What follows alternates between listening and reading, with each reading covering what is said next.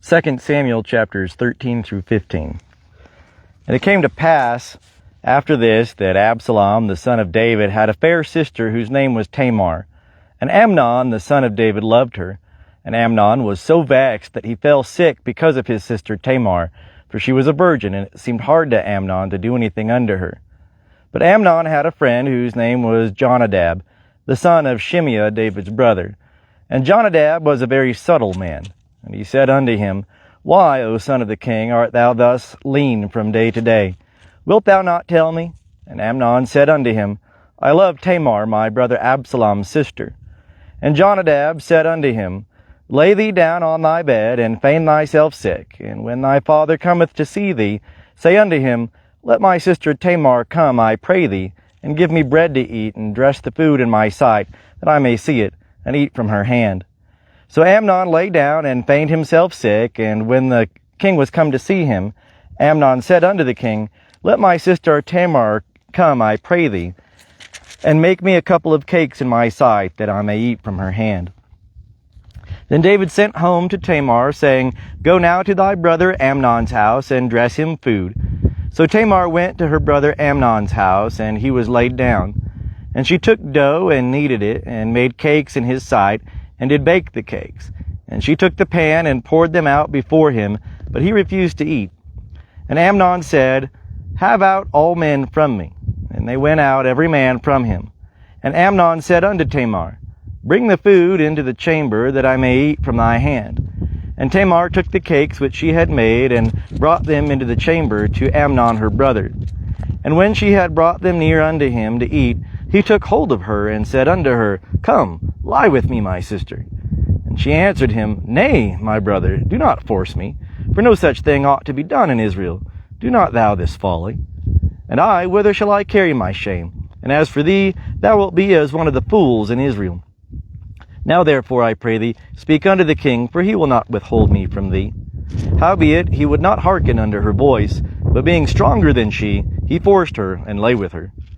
Then Amnon hated her with exceeding great hatred, for the hatred wherewith he hated her was greater than the love wherewith he had loved her. And Amnon said unto her, Arise, be gone. And she said unto him, Not so, because this great wrong in putting me forth is worse than the other that thou didst unto me. But he would not hearken unto her. Then he called his servant that ministered unto him, and said, Put now this woman out from me, and bolt the door after her. And she had a garment of divers colors upon her, for with such robes were the king's daughters that were virgins apparelled. Then his servant brought her out, and bolted the door after her. And Tamar put ashes on her head, and rent her garment of divers colors that was on her. And she laid her hand on her head, and went her way, crying aloud as she went. And Absalom her brother said unto her, Hath Amnon thy brother been with thee? But now hold thy peace, my sister, he is thy brother. Take not this thing to heart. So Tamar remained desolate in her brother Absalom's house. But when King David heard of all these things, he was very wroth. And Absalom spake unto Amnon neither good nor bad. For Absalom hated Amnon, because he had forced his sister Tamar. And it came to pass after 2 full years that Absalom had sheep shearers in Baal-hazor, which is beside Ephraim. And Absalom invited all the king's sons. And Absalom came to the king and said, Behold, now thy servant hath sheep shearers. Let the king, I pray thee, and his servants go with thy servant. And the king said to Absalom, Nay, my son, let us not all go, lest we be burdensome unto thee. And he pressed him, howbeit he would not go, but blessed him. Then said Absalom, If not, I pray thee, let my brother Amnon go with us. And the king said unto him, Why should he go with thee? But Absalom pressed him, and he let Amnon and all the king's sons go with him. And Absalom commanded his servant, saying, Mark ye now, when Amnon's heart is merry with wine, and when I say unto you, Smite Amnon, then kill him. Fear not, have I not commanded you? Be courageous and be valiant. And the servants of Absalom did unto Amnon as Absalom had commanded. Then all the king's sons arose, and every man gat him upon his mule, and fled. And it came to pass, while they were in the way, that the tidings came to David, saying, Absalom hath slain all the king's sons, and there is not one of them left. Then the king arose, and rent his garments, and lay on the earth, and all his servants stood by with their clothes rent. And Jonadab, the son of Shimeah, David's brother, answered and said, Let not my lord suppose that they have killed all the young men, the king's sons, for Amnon only is dead. For by the appointment of Absalom this hath been determined from the day that he forced his sister Tamar. Now therefore let not my lord the king take the thing to heart, to think that all the king's sons are dead, for Amnon only is dead. But Absalom fled, and the young man that kept the watch lifted up his eyes and looked, and behold, there came much people by the way of the hillside behind him. And Jonadab said unto the king, Behold, the king's sons are come, as thy servant said, so it is. And it came to pass, as soon as he had made an end of speaking, that behold, the king's sons came and lifted up their voice and wept. And the king also and all his servants wept very sore.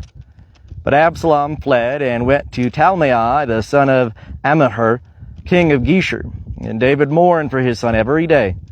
So Absalom fled and went to Geshur, and was there 3 years. And the soul of King David longed to go forth unto Absalom, for he was comforted concerning Amnon, seeing he was dead. Now Joab, the son of Zeruiah, perceived that the king's heart was toward Absalom. And Joab sent to Tekoa, and fetched thence a wise woman, and said unto her, I pray thee, feign thyself to be a mourner, and put on mourning apparel, I pray thee. And anoint not thyself with oil, but be as a woman that hath a long time mourned for the dead. And go in to the king, and speak on this manner unto him. So Joab put the words in her mouth. And when the woman of Tekoa spake to the king, she fell on her face to the ground, and did obeisance, and said, Help, O king. And the king said unto her, What aileth thee? And she answered, Of a truth I am a widow, and my husband is dead. And thy handmaid had 2 sons, and they 2 strove together in the field. And there was none to part them, but the one smote the other, and killed him. And behold, the whole family is risen against thy handmaid, and they say, Deliver him that smote his brother, that we may kill him for the life of his brother whom he slew, and so destroy the heir also. Thus will they quench my coal which is left, and will leave to my husband neither name nor remainder upon the face of the earth. And the king said unto the woman, Go to thy house, and I will give charge concerning thee. And the woman of Tekoa said unto the king, My lord, O king, the iniquity be on me, and on my father's house, and the king and his throne be guiltless. And the king said, Whosoever saith aught unto thee, bring him to me, and he shall not touch thee any more. Then said she, I pray thee, let the king remember Jehovah thy God, that the avenger of blood destroy not any more, lest they destroy my son.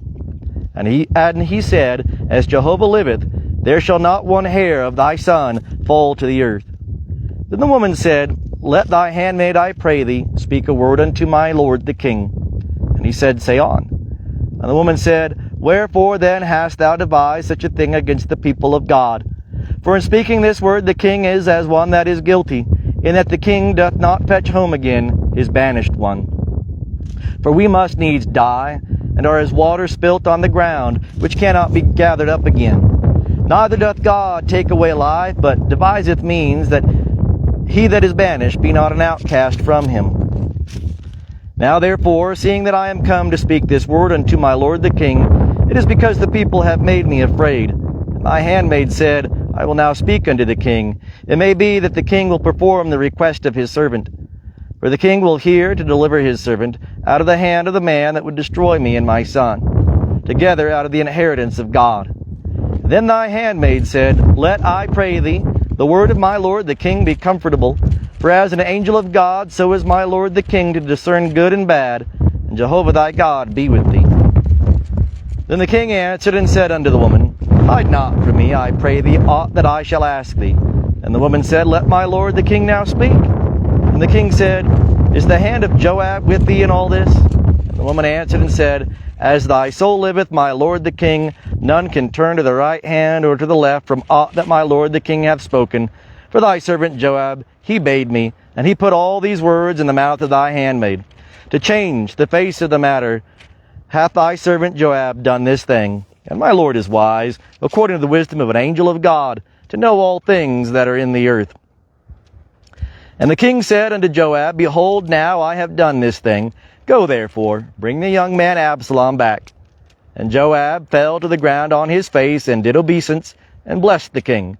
And Joab said, Today thy servant knoweth that I have found favor in thy sight, my lord, O king, in that the king hath performed the request of his servant.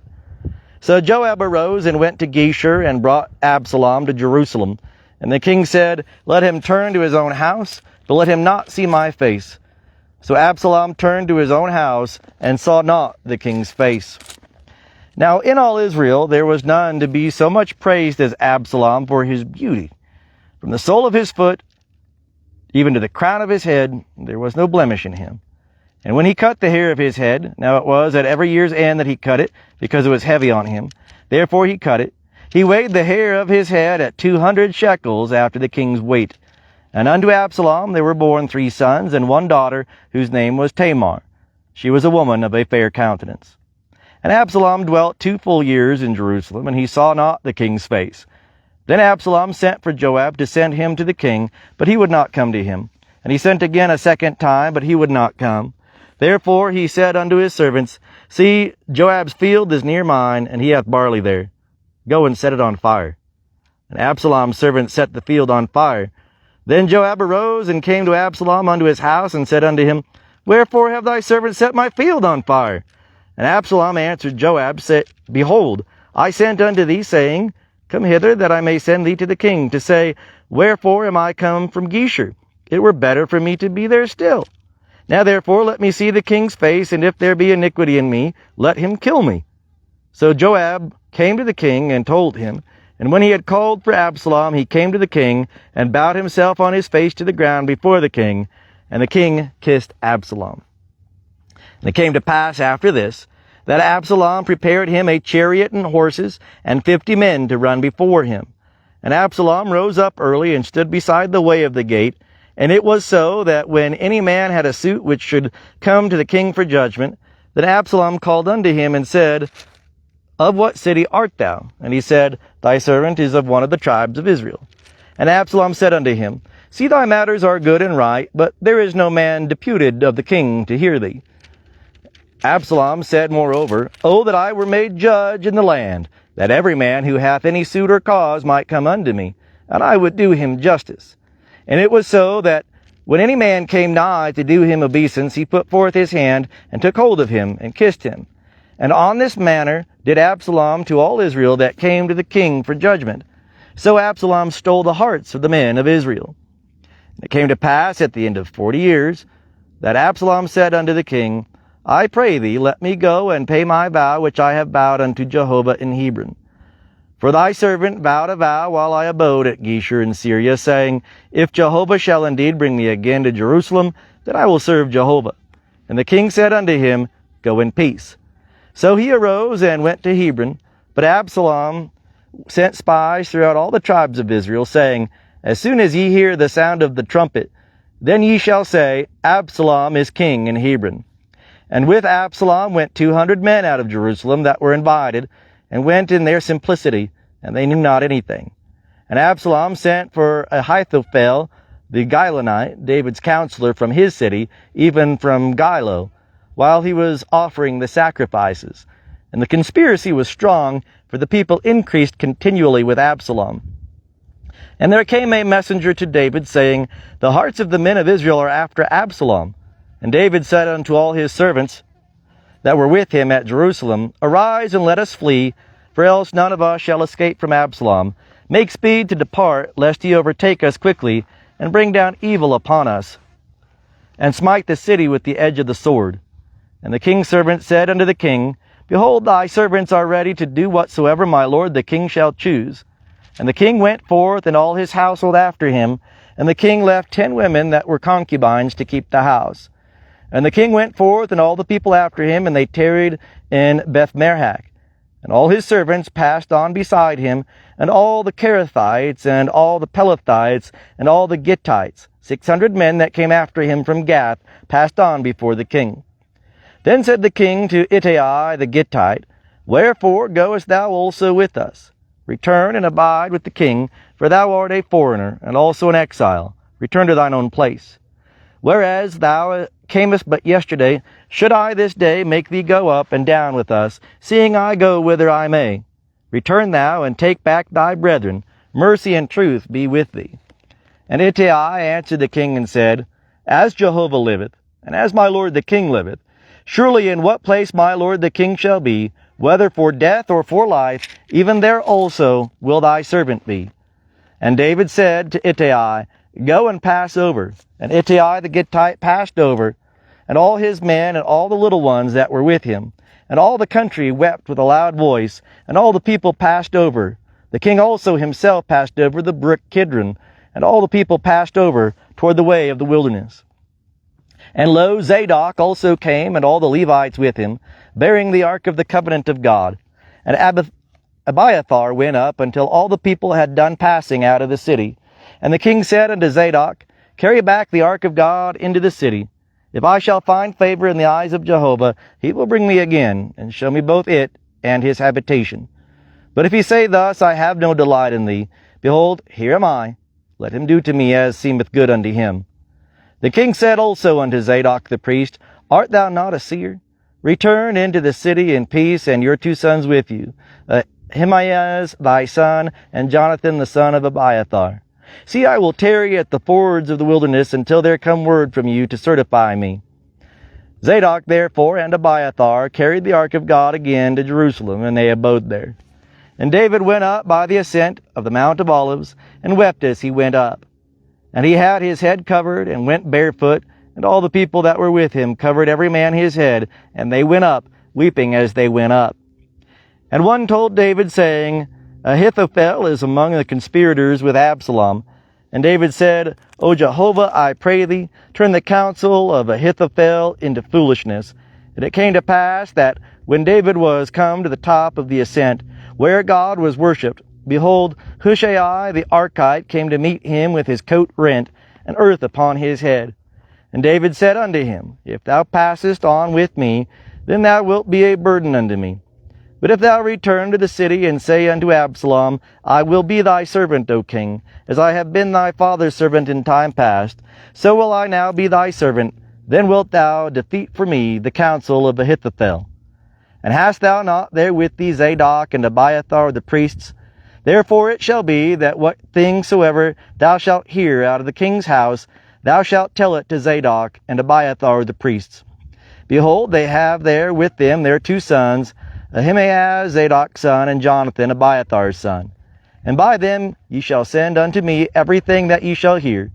So Hushai, David's friend, came into the city, and Absalom came into Jerusalem.